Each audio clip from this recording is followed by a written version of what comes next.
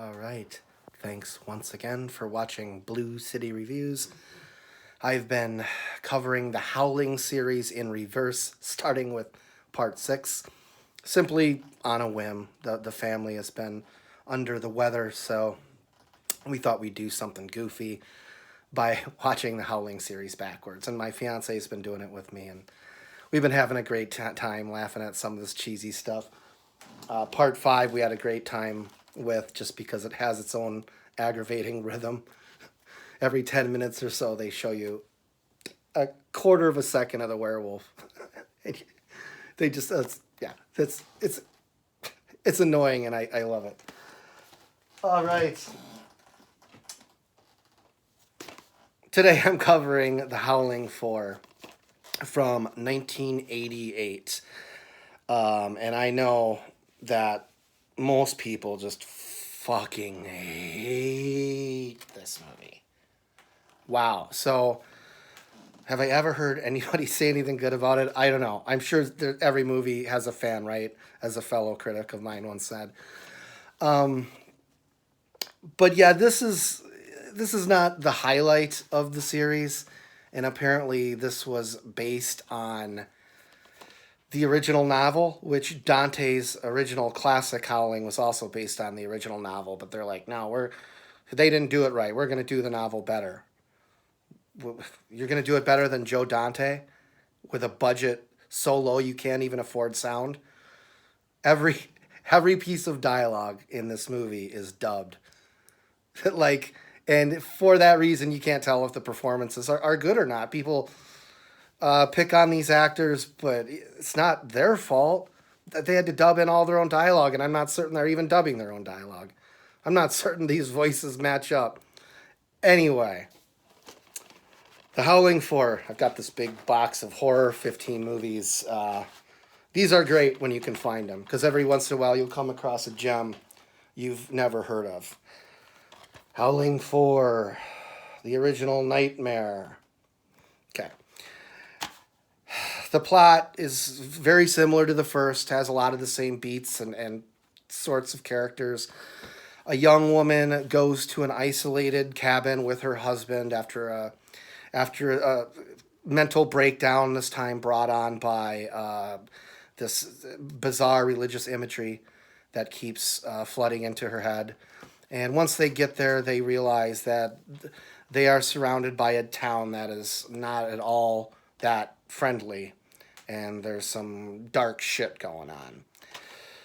Now that dark shit is not very well explained or performed or expressed. Every once in a while, you'll get a raggedy doll laying in the woods. Other times, you'll get a nun that just pops up out of nowhere.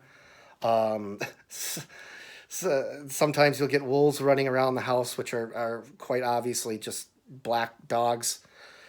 So, and it's pretty tedious too. I mean, the dialogue is strained.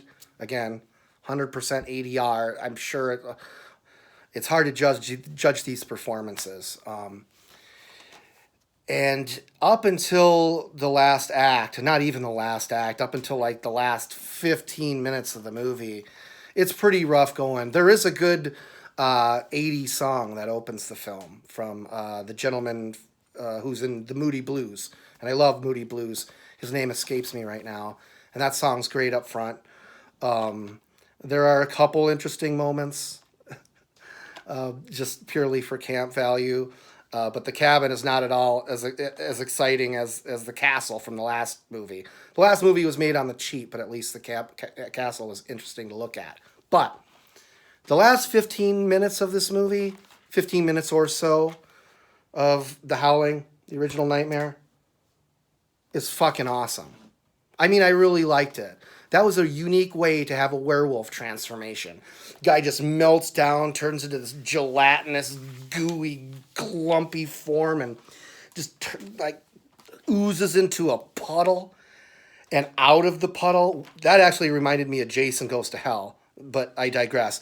But out of the puddle, the wolf rises as the town transforms around him as well in this weird kind of ritual, bringing this newcomer into their fold, Really, really cool stuff. And the wolf, once it rises out of the puddle, looks pretty good, man.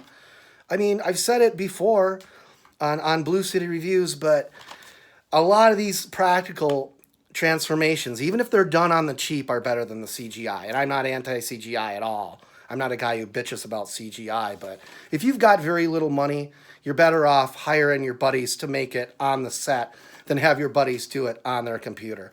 And that's just my own personal take on it. If you've got the money, yeah, the CGI, awesome, fine. If you can do an underworld type of thing. But what they pulled off in the 80s, I think this is Steve Johnson again.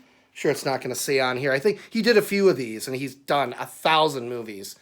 Man, Steve Johnson, this transformation is great. And once the werewolf is out and about, at least you get 2 minutes of it. In part 5, you get not even 5 seconds, and I'm not bullshitting. Not even 5 seconds, maybe 3 seconds if you're lucky. You get at least 2 minutes of wolf here, right?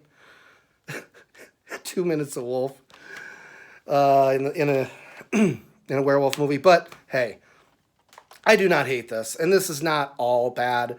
If you put this up against like 2/3 of the shit on any given horror section in any streaming service that you have, the camera's in focus. The audio, although stilted, is audible.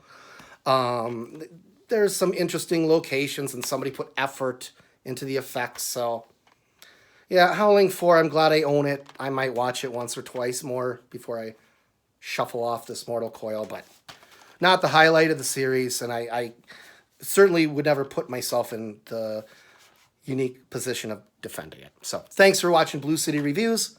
Howling 3 soon.